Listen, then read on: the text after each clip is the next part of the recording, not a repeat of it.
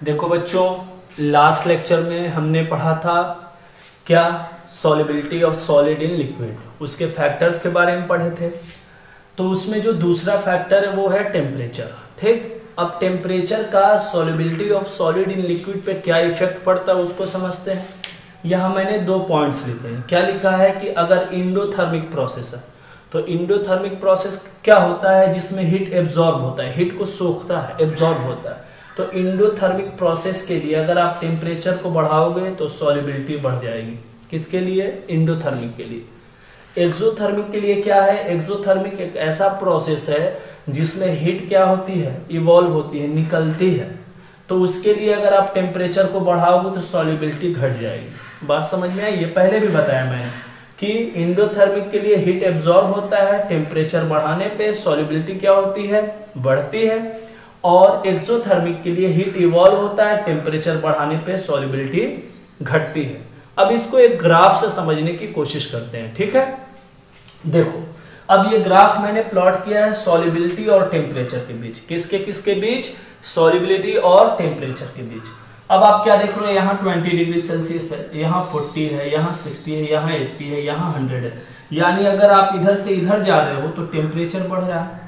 Solubility क्या है? 50 है, 100 है, 150 है, 200 है, 250। यानी नीचे से ऊपर जाओगे तो सॉल्युबिलिटी बढ़ रही है। अब बहुत सारे सॉल्ट देख सकते हो, बहुत सारे कंपाउंड आपको दिख रहे हैं। पहले बात करते हैं सिल्वर नाइट्रेट और पोटेशियम आयोडाइड की। तो देखो, जो सिल्वर नाइट्रेट और पोटेशियम आयोडाइड है, इसकी सॉल्युबिलिटी टेम्परेचर बढ़ाने पे बढ़ रही है। क्यों बढ़ रही है? देख सकते हो आप, ऊपर की तरफ जा रहा है, यानी क्या है, सॉल्युबिलिटी बढ़ रही है, और इधर की तरफ आ रहा है यानी टेम्परेचर बढ़ रहा है।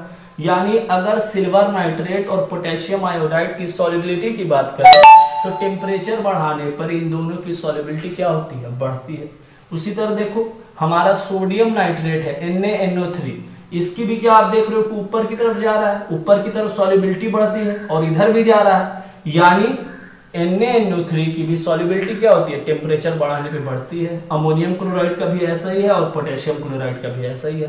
यानी silver nitrate, potassium iodide, NaNO3, ammonium chloride, potassium chloride, इन सब के लिए सॉल्युबिलिटी की वैल्यू बढ़ती है। कैसे? जब टेम्परेचर को बढ़ाओगे तब।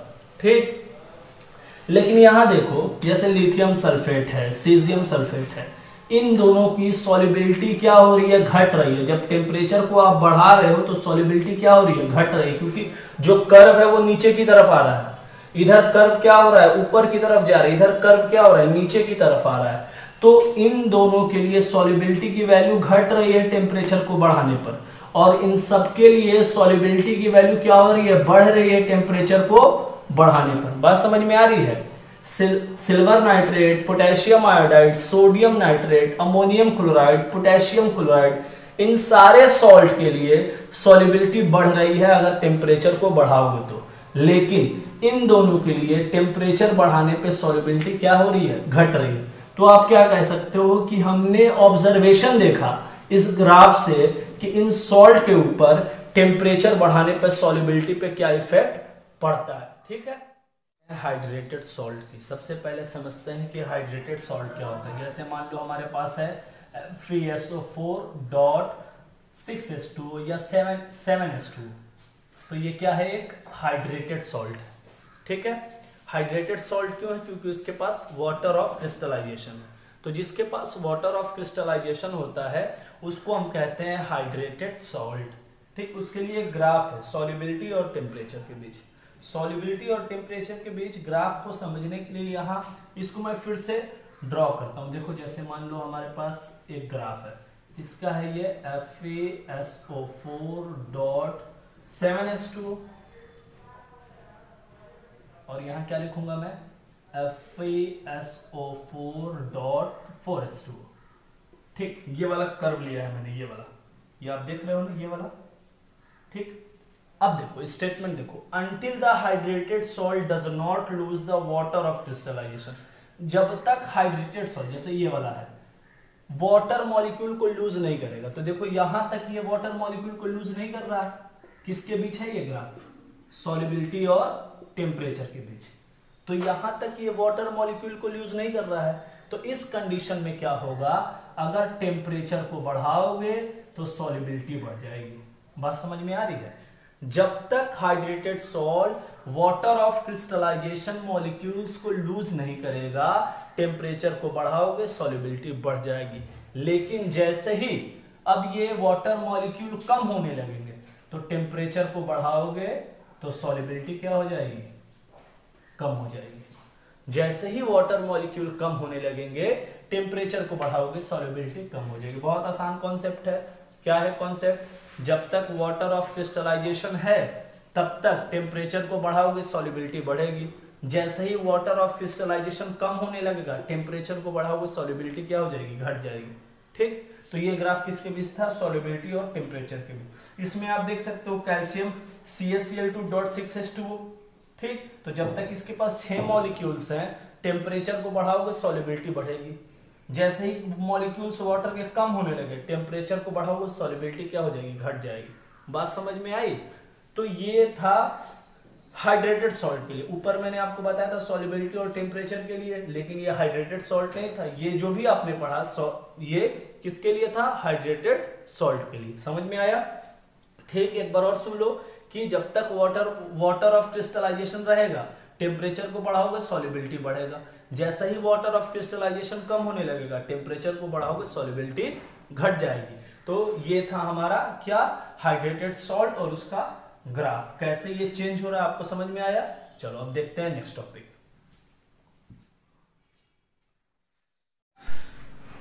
बच्चों नेक्स्ट टॉपिक है solubility of gas in liquid. क्या है हमारा, solubility of gas in liquid. तो सबसे पहले बात करेंगे कि solubility of gas in liquid कौन कौन से फैक्टर पे डिपेंड करता है। तो सॉल्युबिलिटी ऑफ गैस का जो पहला फैक्टर है उसको कहते हैं नेचर ऑफ गैस। समझिए, नेचर ऑफ गैस कहने का मतलब क्या होता है। नेचर ऑफ गैस कहने का मतलब है कि कौन सी गैस, जैसे मान लो हमारे पास कार्बन डाइऑक्साइड है, तो कार्बन डाइऑक्साइड है, हो सकता है एक सॉल्वेंट के साथ कम रिएक्टिव हो, दूसरे सॉल्वेंट के साथ ज्यादा रिएक्टिव हो। तो जिस सॉल्वेंट के साथ सपोज करो कार्बन डाइऑक्साइड जितना ज्यादा रिएक्टिव होगी, उसकी सॉल्युबिलिटी उतनी ही ज्यादा होगी। एक एग्जांपल से समझते हैं। ऐसे मान लो हमारे पास 2 कंटेनर है, इसका नाम है A और इसका नाम है B। इसमें सॉल्वेंट है जो A है और इसमें सॉल्वेंट है B।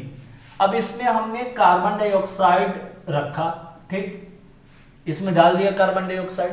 अगर कार्बन डाइऑक्साइड A के साथ ज्यादा रिएक्टिव होगी और B के साथ कम रिएक्टिव होगी, तो रिजल्ट क्या आएगा, कार्बन डाइऑक्साइड की सॉल्युबिलिटी A में ज्यादा होगी और B में कम होगी। समझे आप कि तो जो गैस जितना ज्यादा सॉल्वेंट के साथ रिएक्टिव होती है उसकी सॉल्युबिलिटी उतनी ही ज्यादा होती है। दूसरी बात क्या है कि जो गैस, क्या लिखा है, इजिली लिक्विफेबल, जो गैस आसानी से लिक्विड में चेंज हो जाती है उसकी भी सॉल्युबिलिटी क्या होती है, उतनी ही ज्यादा होती है। तो 2 बातें हमने सीखी, क्या कि अगर सॉल्वेंट के साथ ज्यादा रिएक्टिव होगी तो सॉल्युबिलिटी भी ज्यादा होगी। अगर आसानी से उसको लिक्विड में बदला जा सकता है तो भी सॉल्युबिलिटी क्या होगी, ज्यादा होगी। दूसरा देखो, हायर द क्रिटिकल टेम्परेचर, इसको कहते हैं critical temperature. Higher the critical temperature more easily gas will liquefy. मतलब जिस गैस का क्रिटिकल टेम्परेचर ज्यादा होता है उसको आसानी से लिक्विफाई कर सकते हैं। क्रिटिकल टेम्परेचर क्या होता है, ए temperature above which a gas can not be liquefy. एक ऐसा टेम्परेचर जिसके ऊपर गैस को लिक्विफाई नहीं कर सकते। फिर से सुनो, a temperature above which gas can not be liquefy. मतलब क्या है, higher the critical temperature more easily gas will be liquefy, मतलब लिक्विड में बदल जाएगी। दूसरा है बेटा इफेक्ट ऑफ टेम्परेचर। टेम्परेचर का सॉल्युबिलिटी पर क्या इफेक्ट पड़ता है, किसकी solubility, solubility of gas in liquid. क्या लिखा है, we know that dissolution of gas is a exothermic process. ठीक, अब एक्सोथर्मिक प्रोसेस क्या होता है, तो एक्सोथर्मिक प्रोसेस वो प्रोसेस होता है जिसमें क्या होता है, हीट इवॉल्व होती है। अभी मैंने बताया अगर एक्सोथर्मिक प्रोसेस रहेगा तो उसके लिए सॉल्युबिलिटी क्या हो जाएगी, कम हो जाएगी। मतलब क्या, डिसोल्यूशन ऑफ गैस, जैसे मान लो किसी चीज में गैस को आप मिलाते हो तो क्या होगा, वो एक्सोथर्मिक प्रोसेस होगा। अब अगर एक्सोथर्मिक प्रोसेस होगा तो सॉल्युबिलिटी डिक्रीज हो जाएगी। इसका मतलब क्या है, solubility of gases decreases with increase in temperature. बात समझ में आ रही है। अगर किसी किसी का टेम्परेचर आप इंक्रीज करते हो तो सॉल्युबिलिटी क्या हो जाएगी, डिक्रीज हो जाएगी। जैसे मान लो कोई सॉल्वेंट है, उसका टेम्परेचर आप इंक्रीज करोगे तो सॉल्युबिलिटी क्या हो जाएगी, डिक्रीज हो जाएगी।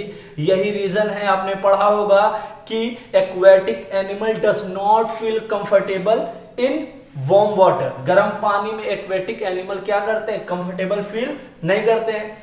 रीजन क्या है, रीजन ये है कि जब पानी गर्म होगा तो गैस की सॉल्युबिलिटी कम हो जाएगी और उनको ब्रीदिंग में, रेस्पिरेशन में दिक्कत आने लगेगी। इसका मतलब क्या है, अगर आप टेम्परेचर को बढ़ाओगे तो गैस की सॉल्युबिलिटी कम हो जाएगी। अब गैस की सॉल्युबिलिटी कम हो जाएगी टेम्परेचर को बढ़ाने पर। ठीक, अगला देखो प्रेशर, बहुत इंपॉर्टेंट है प्रेशर। अब हम जानते हैं कि सॉलिड, लिक्विड और गैस में सबसे ज्यादा जो कंप्रेसिबल होता है वो होता है गैस। सबसे ज्यादा कंप्रेसिबल क्या होता है, गैस। मैंने लिखा है कि सॉल्युबिलिटी ऑफ गैस जो वो प्रेशर के डायरेक्टली प्रोपोर्शनल है। मतलब क्या, जैसे आप प्रेशर को बढ़ाओगे तो सॉल्युबिलिटी बढ़ जाएगी। अब आपने सुना होगा एलपीजी, लिक्विफाइड पेट्रोलियम गैस। इसका मतलब गैस पे अगर आप प्रेशर बढ़ाओगे तो वो लिक्विड में बदल जाएगा। आपने वो देखा होगा लाइटर, लाइटर में आपको गैस कैसा दिखाई देता है, लिक्विड के फॉर्म में, लेकिन जब वही गैस बाहर आएगी तो आपको लिक्विड फॉर्म में दिखाई नहीं देगी। क्यों, क्योंकि लाइटर के अंदर प्रेशर बहुत ज्यादा है और जब प्रेशर ज्यादा होगा तो गैस किस में बदल जाएगी, लिक्विड में। अब आपने पेप्सी है, स्प्राइट है, ऐसे कार्बोनेटेड ड्रिंक पिए होंगे। अब कार्बोनेटेड ड्रिंक क्या होता है, जिसमें कार्बन डाइऑक्साइड होता है। तो जैसे ही इस बोतल को आप ओपन करोगे एक साउंड आता है, ठीक, वो किसका होता है, रिलीज होता है, कार्बन डाइऑक्साइड रिलीज होती है। यही रीजन है कि अगर पेप्सी या कोल्ड ड्रिंक कोई भी है कार्बोनेटेड ड्रिंक, बहुत देर के बाद पियोगे तो तुमको वो टेस्ट नहीं मिलेगा। क्यों नहीं मिलेगा, क्योंकि जो इसमें कार्बन डाइऑक्साइड डिसॉल्व होता है उसकी मात्रा धीरे धीरे कम हो जाती है। बात समझ में आ रही है आपको। तो अगर बात किया जाए कि फैक्टर क्या क्या है solubility of gases in liquid के, तो पहला क्या है बेटा, तो पहला है नेचर ऑफ गैस। तो हमने बोला कि जो गैस जितना ज्यादा सॉल्वेंट के साथ रिएक्टिव होगी उसकी सॉल्युबिलिटी उतनी ही अधिक होगी, पहली बात। दूसरी बात क्या है कि जो गैस जितनी आसानी से लिक्विड के फॉर्म में चेंज हो जाएगी, लिक्विफाई हो जाएगी, उसकी सॉल्युबिलिटी उतनी ही अधिक होगी। तीसरी बात, higher the critical temperature easily gas will be liquefied. Critical temperature किसको कहते हैं, a temperature above which gas can not be liquefied. मतलब अगर किसी का क्रिटिकल टेम्परेचर ज्यादा होगा तो उतनी ही आसानी से वो लिक्विड के फॉर्म में बदल जाएगी। ठीक, अगला क्या है, इफेक्ट ऑफ टेम्परेचर। अब डिसोल्यूशन ऑफ गैस क्या होता है, एक्सोथर्मिक। एक्सोथर्मिक अगर प्रोसेस होगा तो सॉल्युबिलिटी डिक्रीज कर जाएगी। Solubility of gases decrease with increase in temperature. इसका मैंने एग्जांपल भी दिया कि अगर गर्म पानी है तो एक्वेटिक एनिमल अच्छा कंफर्टेबल फील नहीं करते। क्यों, क्योंकि अगर पानी गर्म होगा यानी टेम्परेचर बढ़ रहा है। अब जब टेम्परेचर बढ़ेगा तो सॉल्युबिलिटी ऑफ गैस डिक्रीज हो जाएगी। अब जो गैस की मात्रा उनको ठंडे पानी में मिलती थी अब गर्म पानी में नहीं मिलेगी, मात्रा कम हो जाएगी। और जब मात्रा कम हो जाएगी तो उनको ब्रीदिंग और रेस्पिरेशन में दिक्कत आने लगेगी। तीसरा क्या है बेटा, प्रेशर। तो प्रेशर क्या होता है, सॉल्युबिलिटी ऑफ गैस प्रेशर के डायरेक्टली प्रोपोर्शनल होता है। मतलब अगर आप प्रेशर को बढ़ाओगे तो सॉल्युबिलिटी भी क्या हो जाएगी, बढ़ जाएगी। एग्जांपल है, यहाँ देख रहे हो आप, कैन बनाया है मैंने, प्रयास किया है बनाने का, पेप्सी लिखा है इसके ऊपर। ये क्या होता है, कार्बोनेटेड ड्रिंक होता है। क्यों कहते हैं कार्बोनेटेड ड्रिंक, क्योंकि इसमें कार्बन डाइऑक्साइड होता है। अब समझिए, अब कार्बन डाइऑक्साइड जैसे ही इसके कंटेनर को आप खोलते हो एक आवाज आती है, वो किस चीज की आवाज होती है, रिलीज ऑफ कार्बन डाइऑक्साइड की। अब इसी कोल्ड ड्रिंक को आप बहुत दिन के बाद पीते हो या कुछ घंटों के बाद, बहुत दिन तो छोड़ो, कुछ घंटों के बाद पियोगे तो तुमको वो टेस्ट नहीं मिलेगा। क्यों नहीं मिलेगा, क्योंकि जो डिसॉल्व कार्बन डाइऑक्साइड है उसकी मात्रा कम हो जाएगी। और जब डिसॉल्व कार्बन डाइऑक्साइड की मात्रा कम हो जाएगी तो हम क्या कहेंगे कि solubility of carbon dioxide decrease हो जाएगी जब यहां से प्रेशर को रिलीज करोगे। तो यहां समझ सकते हो ना, जैसे ही खोलोगे प्रेशर रिलीज होगा, प्रेशर कम होगा, और प्रेशर कम होगा तो ये भी कम हो जाएगा। तो ये क्या था बेटा, ये था solubility of gas in liquid. समझ आया आपको। देखो बच्चों, हमारा नेक्स्ट टॉपिक है हेनरी लॉ। सबसे पहले समझते हैं कि हेनरी लॉ का कॉन्सेप्ट क्या है। देखो क्या है हेनरी लॉ का concept, by exerting pressure, pressure को लगाने पर we can dissolve gases in liquid, हम गैस को लिक्विड के अंदर डिसॉल्व कर सकते हैं। ठीक, प्रेशर को लगाओगे तो गैस क्या होगा, लिक्विड के अंदर डिसॉल्व हो जाएगी या कर सकते हैं। अब देखो इसको समझो ऐसे, हमने एक कंटेनर लिया, इसमें वाटर लिया है, इसके ऊपर दो गैस है, कार्बन डाइऑक्साइड है और ऑक्सीजन है। अब इसको एक पिस्टन से हम प्रेशर लगा रहे हैं, ये क्या है, एक पिस्टन है और इस पे एक्सटर्नल प्रेशर P लग रहा है। तो जैसे ही आप प्रेशर लगाते जाओगे तो ये दोनों गैस इस वाटर के अंदर डिसॉल्व होना शुरू हो जाएंगे। ठीक, वही तो मैं कह रहा हूं कि बाय एक्सर्टिंग प्रेशर, कौन सा pressure, P, we can dissolve gases in liquid. कौन सी गैस, कार्बन डाइऑक्साइड और ऑक्सीजन। कौन से लिक्विड में, वाटर में। तो यही तो कॉन्सेप्ट है हेनरी लॉ का। अब कॉन्सेप्ट समझ में आ गया आपको, डेफिनेशन की बात करते हैं। Mass of the dissolve gas पर यूनिट वॉल्यूम, मतलब पर यूनिट वॉल्यूम में जो गैस का मास डिसॉल्व होगा, ठीक, किसके अंदर, सॉल्वेंट के अंदर। कब, कांस्टेंट टेम्परेचर पर। ठीक, जब mass of the dissolve gas पर यूनिट वॉल्यूम, किसके अंदर, सॉल्वेंट के अंदर। कब, कांस्टेंट टेम्परेचर पर। वो क्या होता है, डायरेक्टली प्रोपोर्शनल होता है किसके, प्रेशर के। एक बार और समझो, mass of the dissolve gas पर यूनिट वॉल्यूम, पर यूनिट वॉल्यूम में कितना मास गैस का डिसॉल्व होगा, किसके अंदर, सॉल्वेंट के अंदर। कंडीशन क्या है, कांस्टेंट टेम्परेचर। वो किसके डायरेक्टली प्रोपोर्शनल होता है, प्रेशर के डायरेक्टली प्रोपोर्शनल होता है। यानी अगर प्रेशर को बढ़ाओगे तो mass of the dissolve gas बढ़ जाएगा। ठीक, अब M प्रोपोर्शनल P लिख सकते हैं डेफिनेशन से, M equal to KP। K क्या है, कांस्टेंट ऑफ प्रोपोर्शनैलिटी है। क्या है, कांस्टेंट ऑफ प्रोपोर्शनैलिटी। डेल्टन एक साइंटिस्ट था, उसने बोला we can relate, correlate mass with mole fraction. तो उसने क्या बोला कि जो मोल फ्रैक्शन होता है वो डायरेक्टली प्रोपोर्शनल होता है किसके, प्रेशर के। ठीक, अब x इक्वल टू क्या होता है, x प्रोपोर्शनल P हो गया तो x equal to K dash into P। अब ये K डैश यहाँ है तो 1/K डैश लिख सकते हैं, into x equal to P। इसी 1/K डैश को कहते हैं हेनरी कांस्टेंट। इसी 1/K डैश को क्या कहते हैं, हेनरी कांस्टेंट। तो Henry constant into mole fraction equal to P। P क्या है, एक्सटर्नल प्रेशर है। एक बार और समझो, डेल्टन ने बोला we can correlate mass with mole fraction. तो क्या बोला, मोल फ्रैक्शन जो है वो प्रेशर के डायरेक्टली प्रोपोर्शनल है। अब इस प्रोपोर्शनल के साइन को हटा तो एक नया कांस्टेंट आया K डैश। अब x equal to K dash into P हो गया। अब इस K डैश को नीचे लाओ तो 1/K डैश लिख सकते हैं, into x equal to P। अब इस 1/K डैश को क्या कहते हैं, हेनरी कांस्टेंट कहते हैं। अब Henry constant into mole fraction equal to P। अब अगर हम इस में ग्राफ खींचना चाहें, क्या, amount of gas into pressure, तो आप क्या देख रहे हो, एक स्ट्रेट लाइन आ रही है। मतलब क्या है, जैसे मान लो प्रेशर यहाँ कम है, यहाँ ज्यादा है, तो अगर प्रेशर बढ़ेगा तो मास ऑफ द गैस भी बढ़ेगा। वही तो है ये लॉ। स्ट्रेट लाइन आने का मतलब क्या है कि दोनों डायरेक्टली प्रोपोर्शनल है। वही तो है कि mass is directly proportional to pressure. ठीक, तो हेनरी लॉ क्या कहता है कि मास डिसॉल्व गैस पर यूनिट वॉल्यूम वो क्या होता है, डायरेक्ट प्रेशर के डायरेक्टली प्रोपोर्शनल होता है। मतलब जितना ज्यादा प्रेशर होगा उतना ही ज्यादा मास गैस का डिसॉल्व होगा। ठीक, ये ग्राफ समझ में आया। अमाउंट ऑफ गैस और प्रेशर में आप देख रहे हो कि एक स्ट्रेट लाइन आ रही है, यानी अगर प्रेशर बढ़ाओगे तो अमाउंट ऑफ गैस डिसॉल्व बढ़ेगा। ठीक, अब देखो इसके एप्लीकेशन मतलब उपयोग क्या है। जैसे सबसे पहले सॉफ्ट ड्रिंक है, सॉफ्ट ड्रिंक जैसे मान लो अभी मैंने बताया जैसे स्प्राइट है, कार्बोनेटेड ड्रिंक है, शैंपेन वगैरह है। तो इसमें क्या होता है, बहुत ज्यादा प्रेशर एक्सर्ट करके हम क्या करते हैं, गैस को डिसॉल्व करते हैं। तो ये भी क्या हो सकता है, हेनरी लॉ का एक एप्लीकेशन हो सकता है। दूसरा क्या है, आप देखते हो सबसे पहले हमारे बॉडी के अंदर ब्लड में ऑक्सीजन डिसॉल्व होता है। अब ऑक्सीजन कैसे डिसॉल्व होता है, आप जानते हो कि हमारे नोज में जो दो होल्स होते हैं उसको नॉस्ट्रिल्स कहता है। ये नॉस्ट्रिल जाता है नेजल पैसेज में, नेजल पैसेज जाता है हमारा ब्रोंकियोल्स में जाता है, एल्वोलाई में जाता है। ठीक, पढ़ा होगा बायो के अंदर आपने। तो एल्वोलाई जब कॉन्ट्रैक्ट होता है, तो जब कॉन्ट्रैक्ट होगा तो उसके अंदर जो ऑक्सीजन है उस पर प्रेशर लगेगा। तो जब प्रेशर लगेगा तो ये एल्वोलाई से निकल के ये कहाँ चला जाएगा, ऑक्सीजन ब्लड कैपिलरीज में जाके डिसॉल्व हो जाएगा। तो ये बहुत बड़ा एप्लीकेशन माना जाता है हेनरी लॉ का। मैंने क्या बताया कि जो एल्वोलाई के अंदर ऑक्सीजन जब उसमें कॉन्ट्रैक्शन होगा, सिकुड़ेगा, तो बाहर की तरफ प्रेशर लगेगा। अब जब बाहर की तरफ प्रेशर लगेगा तो इसके अंदर जो ऑक्सीजन गैस है वो ब्लड कैपिलरीज में डिसॉल्व हो जाएगी। और कहते क्या है कि जो mass of the dissolve gas है वो प्रेशर के क्या है, डायरेक्टली प्रोपोर्शनल है। तो हेनरी लॉ समझ में आया। मेन कॉन्सेप्ट क्या है, by exerting pressure we can dissolve gases in liquid, मतलब प्रेशर को लगा के हम गैस को लिक्विड के अंदर डिसॉल्व